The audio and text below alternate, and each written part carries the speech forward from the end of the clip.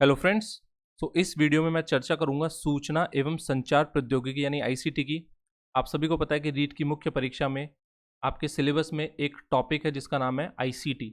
ICT जो है वो 10 मार्क्स का है, ठीक है। अगर आप मार्क्स की बात करें तो 10 मार्क्स का आपका आईसीटी का सिलेबस है। ये लेवल 1 में भी है एंड लेवल 2 में भी है। तो आईसीटी का पेपर किस तरह का बन सकता है, आप इन 10 में से 10 मार्क्स को कैसे प्राप्त कर सकते हैं, इन सभी चीज़ों की मैं इस वीडियो में चर्चा करूंगा। और इसमें मैं आपको प्रैक्टिस क्वेश्चन अभी कराऊंगा। इन प्रैक्टिस क्वेश्चन को आप करोगे तो आपको आइडिया लगेगा कि आपको किस तरह पढ़ाई करनी है। ये मेरा टेलीग्राम चैनल है, ठीक है। इसका नाम है कंप्यूटर निर्देशक क्लासेस। जैसे आप इस टेलीग्राम चैनल को कॉपी करोगे आप सीधे मेरे टेलीग्राम चैनल पे पहुंच जाओगे। वहाँ पे मैं इसकी पीडीएफ भी डाल दूंगा ताकि आप आसानी से इसको देख सके, इन क्वेश्चंस की प्रैक्टिस कर सके। सबसे पहले हम सिलेबस की चर्चा कर लेते हैं। तो अगर आप सिलेबस देखोगे तो आपके सिलेबस में 4 पॉइंट दे रखे हैं। सबसे पहले सूचना प्रौद्योगिकी आधार, ठीक है। दूसरा है सूचना प्रौद्योगिकी उपकरण, यानी सूचना प्रौद्योगिकी को इंग्लिश में बोलते हैं इन्फॉर्मेशन टेक्नोलॉजी। इन्फॉर्मेशन टेक्नोलॉजी के आधार, इन्फॉर्मेशन टेक्नोलॉजी के टूल्स कौन कौन से हैं, इन्फॉर्मेशन टेक्नोलॉजी के अनुप्रयोग, ठीक है, ये यूसेज क्या क्या है आईटी के, और फिर है आईटी के जो सोशल इम्पैक्ट्स हैं यानी सामाजिक प्रभाव क्या क्या है। तो ये 4 टॉपिक हैं जो आपके सिलेबस में है। तो चलिए स्टार्ट करते हैं क्वेश्चन से। सो ये राजस्थान गवर्नमेंट का जो बीएड का पेपर होता है पार्ट 2, ठीक है। मैंने इस पेपर को काफ़ी ढंग से पढ़ा। आपका रीट का जो सिलेबस है उसमें किस तरह के प्रश्न बन सकते हैं वो आप इस पेपर से समझ सकते हैं। इस पेपर का नाम है, देखिए आप, क्रिटिकल अंडरस्टैंडिंग ऑफ आईसीटी, ठीक है। अगर आप इस पेपर को ढंग से समझेंगे, इसका नेम देखिए आप, क्रिटिकल अंडरस्टैंडिंग ऑफ आईसीटी, ठीक है। आईसीटी का जो पेपर है वो किस तरह बन सकता है आपका, उसको आप इस पेपर के थ्रू समझ सकते हैं।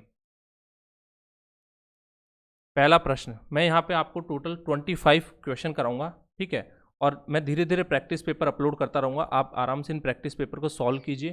पीडीएफ आपको मेरे टेलीग्राम से मिल जाएगी, वहाँ से आप पीडीएफ को डाउनलोड करके पढ़ सकते हैं। तो पहला प्रश्न आपको दिख रहा होगा, processed data is known as, ठीक है। आप देखेंगे तो आपके रीट में लेवल बहुत ईजी रहेगा, कंप्यूटर के क्वेश्चन बहुत हार्ड नहीं आएंगे।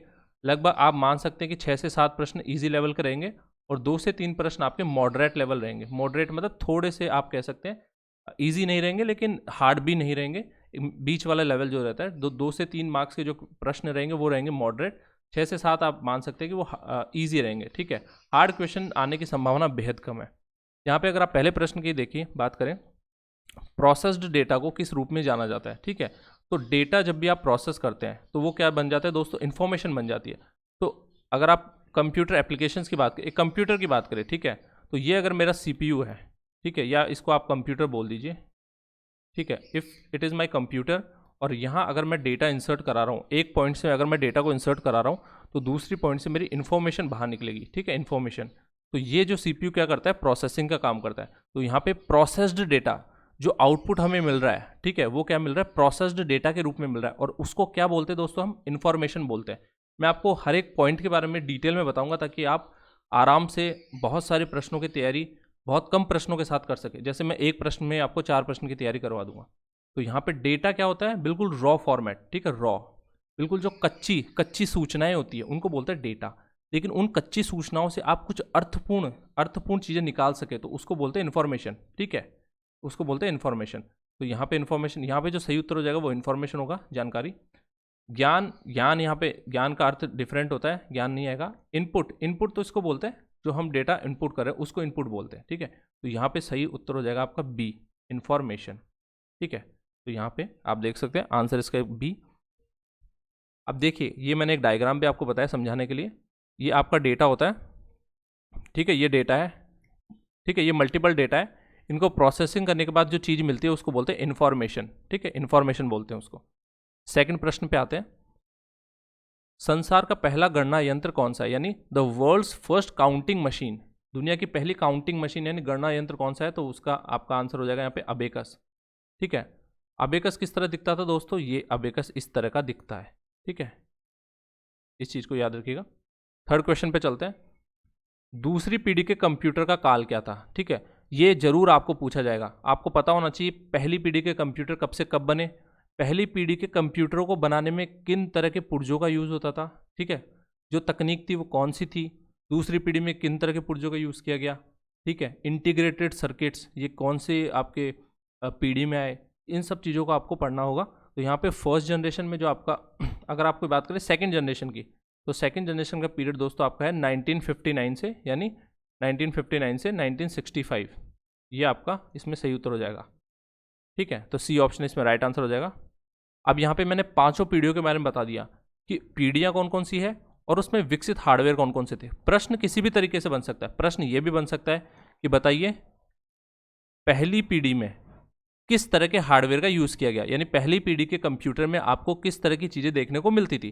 तो पहली पीढ़ी के जो कंप्यूटर्स थे वो वैक्यूम ट्यूब से बने थे, ठीक है, वैक्यूम ट्यूब से, ठीक है। दूसरी पीढ़ी के कंप्यूटर ट्रांजिस्टर से बने थे। तीसरी पीढ़ी में हमने इंटीग्रेटेड सर्किट, ठीक है, इंटीग्रेटेड सर्किट्स का यूज़ किया। एक प्रश्न ये भी बनता है कि इंटीग्रेटेड सर्किट जिसको आईसी बोलते हैं उसका निर्माण किसने करा था? कॉल्बी ने, ठीक है, ये चीज़ याद रखिएगा, कॉल्बी ने इंटीग्रेटेड सर्किट का निर्माण किया था। चौथी पीढ़ी में हमने माइक्रो प्रोसेसर्स का यूज़ किया और पांचवी पीढ़ी में हम आर्टिफिशियल इंटेलिजेंस का यूज़ कर रहे हैं। तो बेसिकली ये आपको याद रखना है, माइक्रो प्रोसेसर अभी जो पीढ़ी चल रही है वो बेसिकली चौथी पीढ़ी ही चल रही है जिसमें हम माइक्रो प्रोसेसर्स का यूज़ करते हैं। तो आपको पूछ सकते हैं प्रश्न, एक ये भी बन सकता है कि बताइए पेंटियम, ठीक है, पेंटियम क्या है। आपको ये प्रश्न पूछा जा सकता है कि पेंटियम क्या है, तो आपको बताना है पेंटियम क्या एक कीबोर्ड का नाम है, ठीक है, कीबोर्ड कंपनी है। पेंटियम क्या एक आपके ऑपरेटिंग सिस्टम का नाम है। पेंटियम क्या एक डेटाबेस का नाम है, या पेंटियम एक माइक्रो प्रोसेसर का नाम है, ठीक है। तो आपको पता होना चाहिए पेंटियम एक बहुत ही फेमस माइक्रो प्रोसेसर है जो किस कंपनी ने बनाया है? इंटेल ने। तो इस तरह के आसपास के प्रश्न भी आपसे पूछे जा सकते हैं, ठीक है। चलिए नेक्स्ट क्वेश्चन पे चलते हैं। ये बहुत ही अच्छा प्रश्न है, ये आपको बिल्कुल स्टार मार्क लगा लेना है, काफ़ी संभावना है ऐसे प्रश्नों के आने की। ये भारत से संबंधित है दोस्तों। भारत में जो कंप्यूटिंग का विकास हुआ है, भारत में जो टेक्नोलॉजी का विकास हुआ है, सूचना प्रौद्योगिकी का भारत में जितना विकास हुआ है उनमें सुपर कंप्यूटर्स का बहुत योगदान है, ठीक है। सुपर कंप्यूटर्स ने हमारे साइंटिफिक जो टेक्नोलॉजी है उसको काफ़ी आगे बढ़ाया, ठीक है। तो इसमें हम परम की जरूर बात करते हैं। तो परम किस तरह के कंप्यूटर का उदाहरण है दोस्तों? सुपर कंप्यूटर का उदाहरण है। अब इसमें एक और प्रश्न बन सकता है दोस्तों, और वो प्रश्न है कि भारत का पहला सुपर कंप्यूटर कौन सा था? तो दोस्तों भारत का पहला सुपर कंप्यूटर था परम 8000। ये प्रश्न भी आपको याद रखना है, बहुत सारी परीक्षाओं में इस प्रश्न को पूछा जा चुका है कि भारत का पहला सुपर कंप्यूटर कौन सा था, ठीक है। नेक्स्ट क्वेश्चन पे चलते हैं। भारतीय सुपर कंप्यूटर का जनक है, यानी father of Indian super computer, ये कौन थे? तो ये थे दोस्तों विजय भाटकर, ठीक है, विजय भाटकर थे, ये याद रखिएगा। विजय भाटकर ने किन सुपर कंप्यूटर्स का निर्माण किया था? परम, ठीक है, परम। और इनकी लैब का नाम क्या था? सी डैक, याद रखिएगा, सी डैक। यहाँ पे इस लैब के अंदर इन्होंने परम सुपर कंप्यूटर बनाया था, सी डैक। इसको क्या बोलते थे? फुल फॉर्म क्या है इसकी? सी डैक की फुल फॉर्म क्या होती है? ये भी पूछा जा सकता है कि पुणे में स्थित सी डैक की फुल फॉर्म क्या है, ठीक है। पुणे में इन्होंने सी डैक जो लैब थी इसमें सुपर कंप्यूटर का निर्माण किया था। तो सी डैक की फुल फॉर्म पूछ सकते हैं, तो फुल फॉर्म क्या होती है सी डैक की? Centre for development of advanced computing, ठीक है, centre for development of advance computing, ये सी डैक की फुल फॉर्म है। इसको भी आपको याद रखना है, ये प्रश्न बन सकता है, ठीक है। छठे प्रश्न पे आते हैं। सुपर कंप्यूटर के लिए शब्द लंबाई की परास होती है, ठीक है, यानी सुपर कंप्यूटर के लिए वर्ड लेंथ कितनी होती है? दोस्तों ऐसी चीज़ों को आपको रटना पड़ेगा, इसमें समझने की कोई चीज़ नहीं है, आपको रटना ही पड़ेगा। तो सुपर कंप्यूटर में दोस्तों 64 बिट होती है, ठीक है, 64 बिट। ये देखो हिंदी में इन्होंने ट्रांसलेशन में गलती कर दी, ये बीट नहीं होता दोस्तों, ये बिट होता है, बिट, बिट, बीट नहीं होता, बिट होता है, ठीक है, बिट। तो यहाँ पे सही आंसर हो जाएगा 64 बिट। और यहाँ पे आप देख सकते हैं, इसका मैंने और भी व्याख्या दी है यहाँ पे। परम सिद्धि एआई एक उच्च प्रदर्शन कंप्यूटिंग कृत्रिम बुद्धिमत्ता यानी HPC एआई और भारत में अब तक का सबसे तेज सुपर कंप्यूटर है, ठीक है। तो भारत में अब तक का सबसे तेज सुपर कंप्यूटर भी पूछा जा सकता है, तो उसका नाम क्या है दोस्तों? परम सिद्धि, ठीक है, परम सिद्धि एआई। परम सिद्धि एआई भारत का अब तक का सबसे तेज सुपर कंप्यूटर है, इसको आपको याद रखना है, ठीक है। नेक्स्ट क्वेश्चन पे चलते हैं। क्वेश्चन नंबर 7 में है, इनमें से कौन सा हार्डवेयर का भाग नहीं है? तो दोस्तों हार्डवेयर का भाग कौन सा नहीं है? मॉनिटर तो हार्डवेयर का भाग होता है। अगर आप एक कंप्यूटर को इस तरह बनाते हो तो ये आप देखते हो, ये साइड में लगा रहता है आपका CPU। तो ये जो पार्ट होता है आपका, ये तो होता है मॉनिटर। मॉनिटर नीचे आपका होता है कीबोर्ड, फिर एक होता है माउस और एक होता है आपका CPU, ठीक है। तो ये और आईसी क्या होती है दोस्तों? मैंने अभी आपको बताया इंटीग्रेटेड सर्किट, आईसी नहीं होता है इंटीग्रेटेड सर्किट। और इंटीग्रेटेड सर्किट किसका पार्ट होती है दोस्तों? मदरबोर्ड का, ठीक है, मदरबोर्ड का पार्ट होती है, मदरबोर्ड। और मदरबोर्ड किसका पार्ट होता है दोस्तों? मदरबोर्ड पार्ट होता है आपके सीपीयू का, ठीक है। मतलब सीपीयू के अंदर ही आपका मदरबोर्ड आता है और मदरबोर्ड के ऊपर लगी होती है आईसी। तो मतलब यहाँ पे हार्डवेयर कौन सा नहीं है बताना है हमें, तो लैन इसमें सही आंसर रहेगा, यानी डी ऑप्शन इसमें राइट आंसर रहेगा। लैन कंप्यूटर का एक पार्ट नहीं होता दोस्तों, हम बाहर से इसको लगाते हैं। लैन एक केबल होती है और लैन का प्रयोग हम किस लिए करते हैं दोस्तों? डेटा के ट्रांसफर के लिए या इंटरनेट को चलाने के लिए, ठीक है। लैन के फुल फॉर्म भी पूछी जाती है, तो लैन की फुल फॉर्म होती है लोकल एरिया नेटवर्क, ठीक है। लोकल एरिया नेटवर्क होती है लैन की फुल फॉर्म, इसको याद रखिएगा आप। तो यहाँ पे मैं आपको समझा देता हूँ। सीपीयू प्रोसेसर कुछ इस तरह का दिखता है, वीडियो कार्ड कुछ इस तरह का दिखता है। ये देखिए, ये आपका मॉनिटर है, ठीक है, ये आपका कीबोर्ड है, माउस है। जो अगर आपसे पूछे प्रश्न कि बताइए कंप्यूटर के सबसे मुख्य भाग कौन से हैं, फंडामेंटल पार्ट्स ऑफ कंप्यूटर, अगर आपसे इस तरह का प्रश्न पूछा जाता है तो आपको क्या आंसर देना है? फंडामेंटल पार्ट कौन कौन से होते हैं दोस्तों? एक तो आपका हो गया, ये आपका सीपीयू हो गया, मॉनिटर हो गया, कीबोर्ड हो गया और माउस। ये 4 फंडामेंटल पार्ट होते हैं सीपीयू के। इनके बिना एक कंप्यूटर के, इनके बिना एक कंप्यूटर पूरा नहीं हो सकता, ठीक है। तो माउस, कीबोर्ड, मॉनिटर और आपका सीपीयू, ये चारों मिला के फंडामेंटल होते हैं। सीपीयू के अंदर ही दोस्तों क्या क्या होते हैं? आपकी रैम होती है, ठीक है, इसको बोलते हैं रैंडम एक्सेस मेमोरी। फिर आपकी रोम होती है, ठीक है, रीड ओनली मेमोरी। फिर आपकी ग्राफिक कार्ड, प्रोसेसर, सब ये आपके सीपीयू के अंदर आ जाते हैं, ठीक है। तो ये 4 चीज़ें आपको याद रखनी है। बेसिक पार्ट्स ऑफ कंप्यूटर, यानी कंप्यूटर के मूलभूत पार्ट कौन कौन से, मूलभूत भाग, तो मॉनिटर, कीबोर्ड, माउस एंड आपका सीपीयू। चलिए नेक्स्ट प्रश्न पे चलते हैं। प्रश्न 8 क्या पूछ रहा है? इनमें से कौन सा हार्डवेयर है, ठीक है। तो ऑप्शन क्या क्या है? C plus plus. दोस्तों ये एक प्रोग्रामिंग लैंग्वेज है, ठीक है, प्रोग्रामिंग लैंग्वेज। तो सी प्लस प्लस क्या है दोस्तों? एक प्रोग्रामिंग लैंग्वेज है। विंडोज 8 ये क्या है दोस्तों? एक ऑपरेटिंग सिस्टम, ठीक है, ऑपरेटिंग सिस्टम। याद रखिएगा दोस्तों, विंडोज 8 एक ऑपरेटिंग सिस्टम है, सी प्लस प्लस एक प्रोग्रामिंग भाषा है।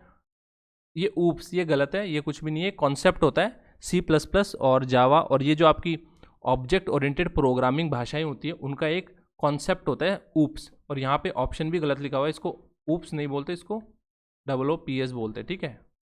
ये कॉन्सेप्ट होता है, ये हार्डवेयर नहीं होता। यहाँ पे जो आपका सही उत्तर हो जाएगा वो हो जाएगा CD रोम। तो CD रोम इसका राइट आंसर हो जाएगा। प्रश्न संख्या 9 में आते हैं। USB का पूर्ण रूप क्या होता है? तो USB का पूर्ण रूप होता है दोस्तों यूनिवर्सल सीरियल बस, ठीक है, यूनिवर्सल सीरियल बस, यानी बी इसका राइट ऑप्शन हो जाएगा। प्रश्न संख्या 10 पे आते हैं। कीबोर्ड का डिफ़ॉल्ट लेआउट क्या होता है दोस्तों? तो कीबोर्ड का डिफ़ॉल्ट लेआउट आपने देखा होगा, जब भी आप कीबोर्ड लाते हैं तो क्या लिखते हैं? सबसे पहले कौन सी की आती है? QWERT, फिर आपकी Y आती है U, फिर आपकी IOP, ये आपके कीबोर्ड के, फिर Q के नीचे क्या आ जाता है? A आ जाता है आपका, फिर S, फिर D, इस तरह आपके चलते L वगैरह आ जाते हैं। तो ये आपके कीबोर्ड का डिफ़ॉल्ट लेआउट, यानी जब आप कीबोर्ड लाते हैं तो उस पर किस तरह कीज़ अरेंज होती है, कीज़ किस तरह वहाँ पे प्रदर्शित होती है आपकी कीबोर्ड पे, उसको बोलते हैं उसका डिफ़ॉल्ट लेआउट। तो यहाँ पे दोस्तों डिफ़ॉल्ट लेआउट होता है आपका QWERTY। तो यहाँ पे बी ऑप्शन आपका राइट आंसर हो जाएगा, QWERTY, ठीक है। प्रश्न संख्या 11, बहुत ही अच्छा प्रश्न दोस्तों, इसको आप स्टार मार्क कर लो, बहुत ज़्यादा संभावना है ऐसे प्रश्नों के आने की। प्रश्न संख्या 11 में पूछा गया है कंट्रोल शिफ्ट एंड ऑल्ट, ऐसी जो ये कीज़ होती हैं आपके, कंट्रोल शिफ्ट ऑल्ट, ऐसी कुंजियों को, यानी ऐसी कीज़ को क्या बोला जाता है दोस्तों? तो ऐसी कीज़ को हम बोलते हैं मॉडिफायर कीज़, ठीक है, मॉडिफायर की बोलते हैं, मॉडिफायर की। इसमें ए ऑप्शन आपका राइट आंसर आ जाएगा। दोस्तों प्रश्न एक ये भी बन सकता है कि बताइए फंक्शन कीज़ कितनी होती हैं? तो फंक्शन की होती है आपकी F1 से लेके F12 तक, यानी 12 फंक्शन की होती है दोस्तों, 12 फंक्शन की होती है आपके पास। ये प्रश्न भी पूछा जा सकता है कि बताइए कितनी फंक्शन की पाई जाती है एक कीबोर्ड पर? तो दोस्तों F1, F2, F3, F4 से लेके F12 तक कुल 12 फंक्शन कीज़ होती हैं हमारे पास। तो ये प्रश्न भी आपको याद रखना है, इसका आंसर 12 होगा अगर ऐसा पूछा जाता है। तो यहाँ पे आपका आंसर हो जाएगा मॉडिफायर की, ठीक है। नेक्स्ट पे चलते हैं। निम्न में से कौन सा इनपुट डिवाइस है दोस्तों? ऐसे प्रश्न बहुत पूछे जाते हैं, जो भी आपकी नॉर्मल एग्जामिनेशन होती है, जहाँ पे आपके कंप्यूटर के 5-6 प्रश्न आते हैं, जैसे पटवारी की एग्जाम हो गई, आपकी वीडियो की एग्जाम हो गई, आजकल उनमें लेवल थोड़ा अच्छा आने लग गया, रीट में आपके नॉर्मल ही क्वेश्चन आएंगे। तो ये इनपुट आउटपुट वाले प्रश्न आपको अच्छे से याद रखने हैं, कि इनपुट कौन सा होता है और आउटपुट कौन सा होता है, एक न एक प्रश्न जरूर बनता है। और प्रिंटर वाले क्वेश्चन भी आपको पढ़ के जाने, प्रिंटर से भी एक सवाल आता है। तो यहाँ पे आप देख सकते हैं आउटपुट डिवाइस कौन सी है दोस्तों। तो देखिए इनपुट डिवाइस कौन सी होती है जिससे मैं कुछ काम कर सकूँ कंप्यूटर के अंदर। जैसे मान लो मैं अभी माउस का प्रयोग कर रहा हूँ, तो माउस के प्रयोग से आप देख रहे हैं ये पॉइंटर में हिला रहा हूँ इसको, ठीक है, ये चीज़ें मैं बना रहा हूँ माउस के प्रयोग से। तो इसको क्या बोलेंगे दोस्तों, हम इनपुट डिवाइस बोलेंगे, ठीक है। इसको क्या बोलेंगे दोस्तों, इनपुट डिवाइस। यहाँ पे मैं कुछ इनपुट दे रहा हूँ, यानी कुछ चीज़ें लिख रहा हूँ, देखो तो ये इनपुट हो गया, ठीक है। तो माउस क्या हो जाएगा दोस्तों, एक इनपुट डिवाइस हो जाएगी। कीबोर्ड क्या होता है दोस्तों, कीबोर्ड से मैं कुछ भी चीज़ें एंटर करता हूँ, जैसे मैं कीबोर्ड से अपना नाम यहाँ पे टाइप कर सकता हूँ, इस आपको स्क्रीन पे दिख जाएगा मेरा नाम, जैसे मैं टाइप करूँगा। तो कीबोर्ड भी क्या हो गया दोस्तों, एक इनपुट डिवाइस हो गई। देखिए दोस्तों यहाँ पे आप कंफ्यूज हो जाओगे, स्कैनर क्या होता है। स्कैनर मतलब होता है जैसे मैंने किसी चीज़ को स्कैन किया, तो स्कैन करके क्या होता है दोस्तों, किसी चीज़ की हार्ड कॉपी होती है दोस्तों, हार्ड कॉपी, उसको मैं सॉफ्ट कॉपी में बदल देता हूँ। सॉफ्ट कॉपी क्या होती है दोस्तों, सॉफ्ट कॉपी का मतलब होता है आपकी, आप उसकी पीडीएफ बना सकते हो, आप उसकी पीपीटी बना सकते हो, कुछ भी बना सकते हो, आप उसकी इमेज बना सकते हो। सॉफ्ट कॉपी मतलब जिसको आप एक जगह से दूसरी जगह पर इंटरनेट के माध्यम से भेज सको, या आप ब्लूटूथ के माध्यम से भेज सको, या आप किसी और माध्यम से भेज सको, ठीक है। सॉफ्ट कॉपी मतलब जिसको आप छू नहीं सकते, केवल देख सकते हैं, उसको बोलते हैं सॉफ्ट कॉपी। पीडीएफ हो गई, आपकी फोटो हो गई, ठीक है, इनको आप देख सकते हो, छू नहीं सकते। तो हार्ड कॉपी को, यानी किसी मान लो आपके पास एक कागज़ था, उस पर 10 लाइनें लिखी हुई थी, आपके नोट्स थे, आपने नोट्स की पीडीएफ बना लिया, ठीक है। पीडीएफ का आप पढ़ सकते हो, लेकिन उनको छू नहीं सकते क्योंकि वो सॉफ्ट कॉपी है। तो ये काम कौन कर सकता है दोस्तों, आपका ये स्कैनर करता है। तो स्कैनर भी एक इनपुट डिवाइस मानी जाएगी, ठीक है। तो यहाँ पे सही आंसर हो जाएगा दोस्तों डी ऑप्शन सभी। प्रश्न संख्या 13 पे आते हैं। Touchpad is an example of, यानी टचपैड किसका उदाहरण है दोस्तों। टचपैड आपका होता है दोस्तों पॉइंटिंग डिवाइस का। पॉइंटिंग डिवाइस मतलब होता है एक ऐसी डिवाइस जो आपको बताए कि आपका जो बिंदु है, जैसे ये बिंदु है, ये कहाँ है, तो ये किसके थ्रू मैं बता सकता हूँ कि मेरा बिंदु कहाँ है, पॉइंटिंग डिवाइस के थ्रू, ठीक है। तो टचपैड क्या होता है, टचपैड क्या होता है, जिससे हम माउस के कर्सर को हिला सकते हैं। जैसे मेरा माउस का कर्सर यहाँ है, अब मैं माउस की सहायता से इसको इस बिंदु से इस बिंदु पे ले जा सकता हूँ। तो ये काम मैं कैसे कर रहा हूँ, टचपैड की सहायता से कर रहा हूँ। तो टचपैड क्या होता है, एक पॉइंटिंग डिवाइस है, मतलब जो बताता है कि आपका बिंदु, ये माउस का बिंदु कहाँ पे है, ठीक है। तो ये पॉइंटिंग डिवाइस का एक उदाहरण है। सॉफ्टवेयर इसमें नहीं आएगा, प्रिंटिंग डिवाइस नहीं है, टेम्परेरी डिवाइस भी नहीं है, ठीक है। तो 13 में ए ऑप्शन आपका राइट आंसर हो जाएगा। प्रश्न संख्या 14 पे आते हैं। डिफ़ॉल्ट रूप से माउस पॉइंटर गति निम्न पर सेट है। तो डिफ़ॉल्ट रूप से दोस्तों माउस पॉइंटर की जो गति होती है वो कितनी होती है दोस्तों, वो मीडियम होती है। तो यहाँ पे आपका ए ऑप्शन राइट आंसर आ जाएगा, ठीक है। प्रश्न संख्या 15 पे आते हैं। कंप्यूटर गेम खेलने में क्या प्रयोग होता है दोस्तों। तो कंप्यूटर गेम खेलने में आप जॉयस्टिक का प्रयोग करते हैं। रटने वाला सवाल है, जॉयस्टिक मैं दिखा दूंगा, एक इस तरह की होती है, ठीक है। गेम खेलने, अगर किसी ने गेम वगैरह खेले हो तो इस तरह की जॉयस्टिक होती है, ठीक है। एक इस तरह का होता है जिसमें एक रॉड के ऊपर एक गोला सा लगा होता है जिसको आप आगे पीछे मूव करते हैं, ठीक है। तो आप इस तरह गेम खेल सकते हैं, इसको जॉयस्टिक बोलते हैं। तो कंप्यूटर गेम खेलने में जॉयस्टिक का प्रयोग होता है। तो यहाँ पे आपका ए ऑप्शन राइट आंसर हो जाएगा। प्रश्न संख्या 16, ये बहुत ही अच्छा प्रश्न है, बहुत सारी परीक्षाओं में पूछा जाता है, MICR, ठीक है। तो ये कहाँ काम आता है दोस्तों, ये बैंक में काम आता है। बैंक में जो आपके चेक्स होते हैं, ठीक है, बैंक में जो आप चेक देते हो, तो चेक के नीचे कुछ यूनिक नंबर लिखे होते हैं। तो उन यूनिक नंबरों को पढ़ने का काम कौन सा करता है, MICR करता है। तो MICR की फुल फॉर्म होती है मैग्नेटिक इंक कैरेक्टर रिकॉग्निशन, ठीक है। मैग्नेटिक इंक कैरेक्टर रिकॉग्निशन ये किस काम में आता है। अब प्रश्न एक ऐसा भी बन सकता है कि MICR का प्रयोग किस जगह होता है। तो दोस्तों MICR का प्रयोग हम बैंक में करते हैं। किस लिए करते हैं, जो चेक आता है आपका, चेक को पढ़ने में हम किसका यूज़ करते हैं दोस्तों, MICR तकनीक का यूज़ करते हैं। इस चीज़ को याद रखिएगा। प्रश्न ऐसा भी पूछा जा सकता है कि बैंक में जो चेक आते हैं उनको पढ़ने के लिए किस तकनीक का प्रयोग किया जाता है। तो आप वहाँ आपको आंसर देना है MICR तकनीक का। तो यहाँ पे आपका ए ऑप्शन राइट आंसर हो जाएगा, मैग्नेटिक इंक कैरेक्टर रिकॉग्निशन। प्रश्न संख्या 17, माइक्रोफोन क्या होता है दोस्तों। जैसा मैंने अभी आपको बताया, किसी भी चीज़ से जो भी आप इनपुट दे रहे हो तो उसको हम इनपुट डिवाइस बोलते हैं। अगर आप किसी भी चीज़ के थ्रू कंप्यूटर में कोई सूचना भेज रहे हो तो उसको इनपुट डिवाइस बोलते हैं। तो माइक्रोफोन दोस्तों क्या होता है, एक आपका यहाँ पे माइक्रोफोन एक इनपुट डिवाइस होता है, यानी ए ऑप्शन इसमें राइट आंसर हो जाएगा, ठीक है। प्रश्न संख्या 18, प्रिंटर की गति मापने की इकाई है दोस्तों। तो प्रिंटर की गति हम मापते हैं दोस्तों कि एक मिनट में कितने पेज प्रिंट हो गए, उससे हम प्रिंटर की गति को मापते हैं दोस्तों। तो यहाँ पे आपका सी ऑप्शन, ठीक है, पेज पर मिनट, ये पीपीएम को बोलते हैं, पेज पर मिनट। मैं हिंदी में भी लिख देता हूँ, पेज पर मिनट, इसको बोलते हैं हम पीपीएम, ठीक है, पीपीएम, पेज पर मिनट। तो ये क्या होती है दोस्तों, प्रिंटर की गति मापने की इकाई होती है पेज पर मिनट। यहाँ पे सी ऑप्शन आपका राइट आंसर आ जाएगा, ठीक है। यहाँ पे आप सी कर लेना, ये बेकस नहीं आएगा, यहाँ पे सी ऑप्शन आ जाएगा, पीपीएम, ठीक है। निम्न में से कौन सा ऑपरेटिंग सिस्टम नहीं है, ये आपको दोस्तों याद रखना है। जो मशहूर ऑपरेटिंग सिस्टम है, यानी ऑपरेटिंग सिस्टम कौन कौन सी होती है, एक तो आपके होता है विंडोज, ठीक है, विंडोज होता है, एक होता है आपका डॉज, एक होता है आपका लाइनेक्स, ठीक है, एक होता है आपका मैक ओएस, और एक होता है आपका एंड्रॉयड। ये सबसे फेमस आपके ऑपरेटिंग सिस्टम है जो मैंने अभी बोर्ड पे लिख दिया। आपका विंडोज़ हो गया, ठीक है, DOS operating system, Linux operating system, Mac OS, ठीक है, जो आपकी एप्पल वगैरह की डिवाइसेज आती है उसमें मैक ऑपरेटिंग सिस्टम का प्रयोग होता है।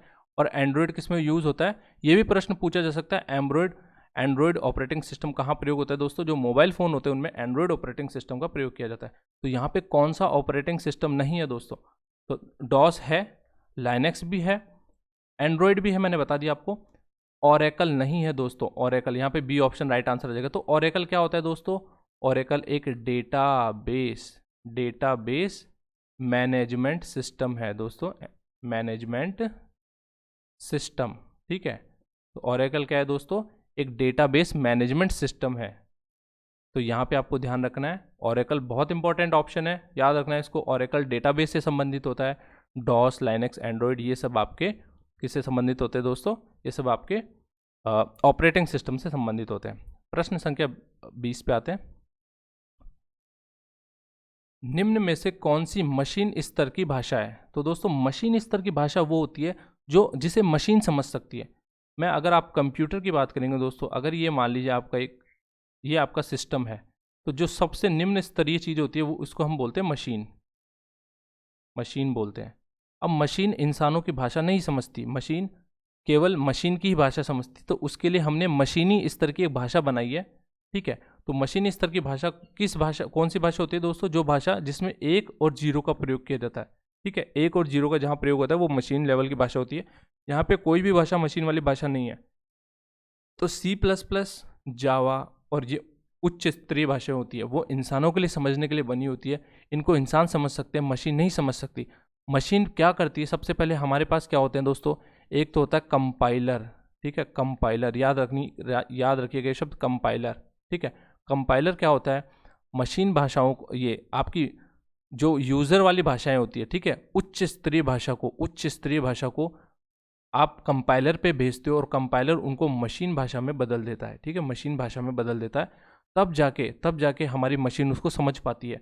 सीधे मशीन कभी भी उच्च स्तरीय भाषा को नहीं समझ सकती, उसके लिए बीच में हम कंपाइलर का यूज़ करते हैं, ठीक है, कंपाइलर का यूज़ करते हैं, और वो कंपाइलर क्या करता है, आपको उस उच्च स्तरीय भाषा को मशीन भाषा में बदल देता है। इस चीज़ को आपको याद रखना है। प्रश्न पूछा जा सकता है कि बताइए मशीन भाषा को उच्च स्तरीय भाषा से अगर मुझे बदलना है, ठीक है, यानी उच्च स्तरीय भाषा को मुझे मशीन में बदलना है, तो क्या मैं कौन सी तकनीक यूज़ करूँगा या कौन सा सॉफ्टवेयर यूज़ करूँगा, ठीक है, तो हम कंपाइलर का प्रयोग करते हैं ऐसी जगह। तो यहाँ पे आपका सही आंसर आ जाएगा दोस्तों, इनमें से कोई भी नहीं, नन ऑफ दीज, यहाँ पे आपका राइट आंसर आ जाएगा डी ऑप्शन।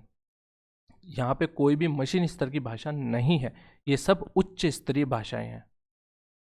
प्रश्न संख्या 21, ये आपके इंटरनेट चैप्टर आता है आपका, ठीक है, उससे लिया गया है। तो यहाँ पे दिया गया वर्ल्ड वाइड वेब क्या है, तो दोस्तों www को, यानी www इसको हम बोलते हैं वर्ल्ड वाइड वेब, ठीक है। तो यहाँ पे ए ऑप्शन इसका राइट आंसर आ जाएगा, वर्ल्ड वाइड वेब होता है www। प्रश्न संख्या 22, निम्न में से कौन सा सर्च इंजन है दोस्तों, तो यहाँ पे आपको ऑप्शन दिया गया याहू, www, न्यूज ग्रुप और ईमेल। अब कई बच्चे यहाँ पे कंफ्यूज हो सकते हैं कि याहू से आंसर आ जाएगा या www। तो दोस्तों याहू एक सर्च इंजन होता है, ठीक है, याहू एक सर्च इंजन होता है। सर्च इंजन क्या होता है दोस्तों, जहाँ पे आप कोई जानकारी सर्च कर सकते हैं, जैसे गूगल हो गया। तो याहू के अलावा एक फेमस सर्च इंजन अगर मैं बताऊँ आपको, सबसे फेमस, दुनिया का सबसे फेमस सर्च इंजन कौन सा है? गूगल है। इसके अलावा आपका है दोस्तों फायरफॉक्स, ठीक है, फायरफॉक्स है। इसके अलावा आपका है दोस्तों सफारी, SAFARI, सफारी, ठीक है। हिंदी में आप देख लेना एक बार इसको, सफारी लिखते हैं इस तरह, सफारी, ठीक है, सफारी है। फायरफॉक्स है, गूगल हो गया आपका। और एक आपका जो माइक्रोसॉफ्ट की तरफ से आता है बिंग, ठीक है, बिंग, इसको इंग्लिश में BING लिखते हैं, ठीक है, बिंग।